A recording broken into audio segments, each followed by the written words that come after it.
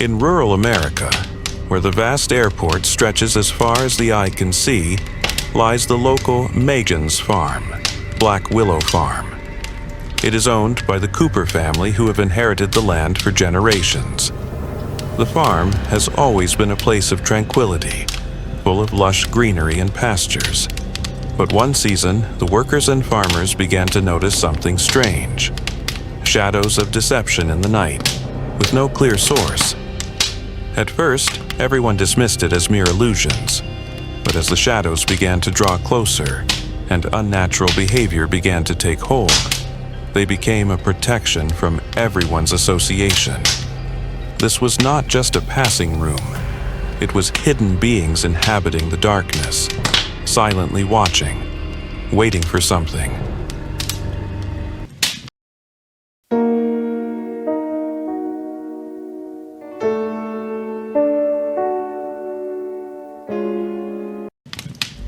One cold fall day, Jack Cooper, the farm owner, was inspecting the crops at sunset.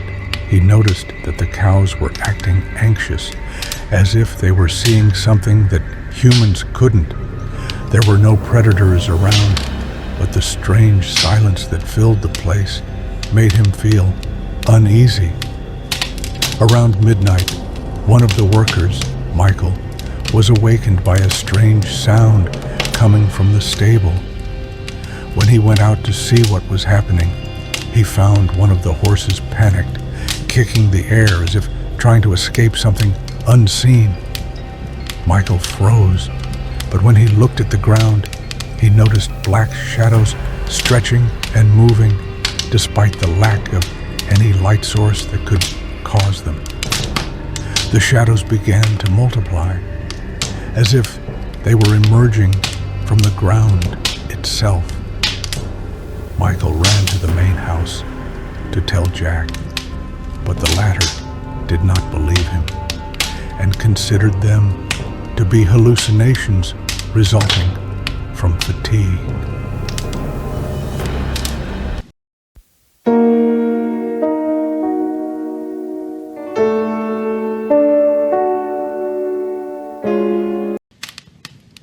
In the following days, things got worse. Animals were dying for no apparent reason, and workers began reporting hearing unintelligible whispers coming from the fields. Some said they saw black shadows creeping through the corn rows at night, moving quickly and disappearing as soon as they looked directly at them. The scariest thing was when Peter, one of the shepherds, woke up to find long black footprints heading from the fields toward his house, but they stopped at the doorstep and did not continue inside. One night, Jack decided to watch for himself.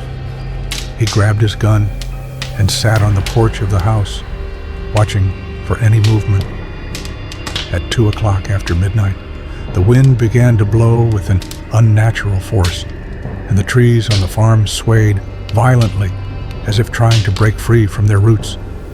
Then Jack began to see shadows with his own eyes. At first, they moved slowly. Then they began to multiply, surrounding the buildings and fields. They were tall and thin, with no clear features, but they were watching. Suddenly, Jack felt a chill run through his body, as if something cold was crawling under his skin. Then he heard a whisper saying, "This is our land."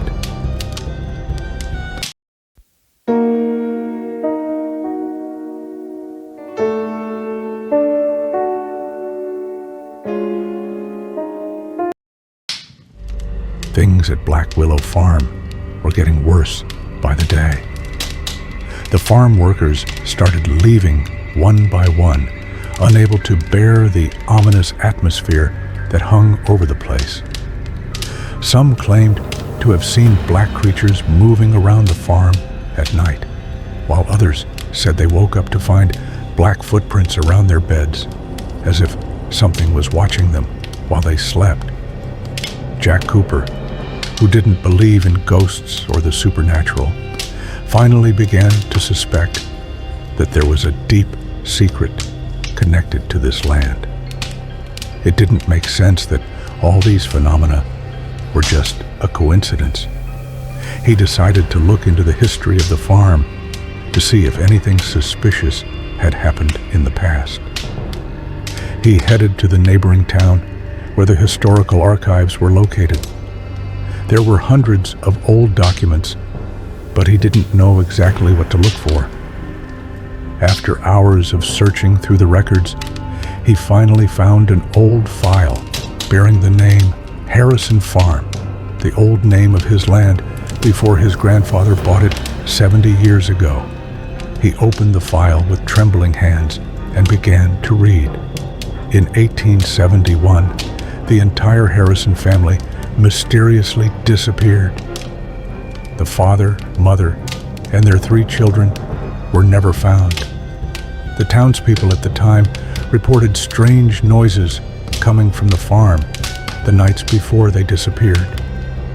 The last person to see the family was a local farmer named James Davenport, who said he passed by the farm on a stormy night and noticed black shadows moving through the trees.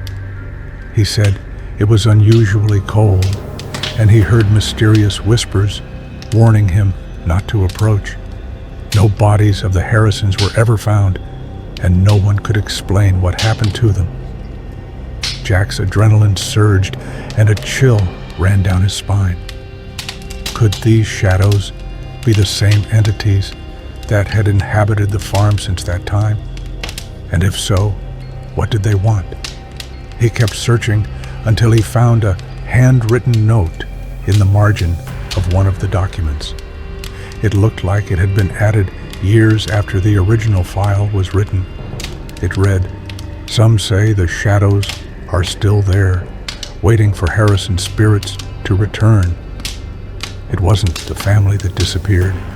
It was the spirits that were summoned to this land that took them. Jack quickly closed the file, his heart pounding violently. The room felt colder.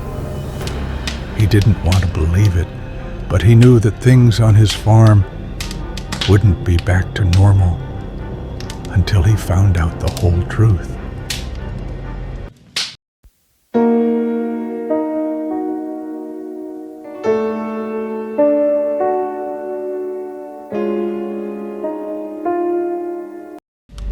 At midnight, Jack and a group of workers decided to face what was happening.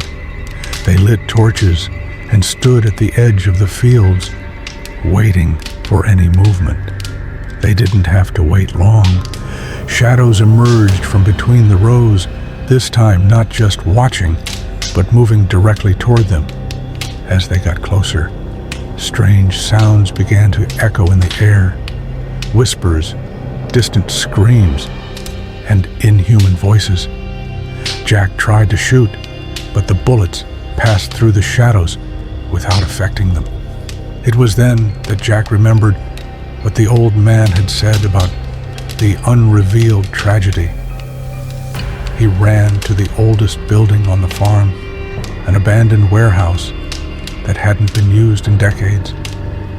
When he opened it, he found something that froze him in place, a deep hole filled with human skulls.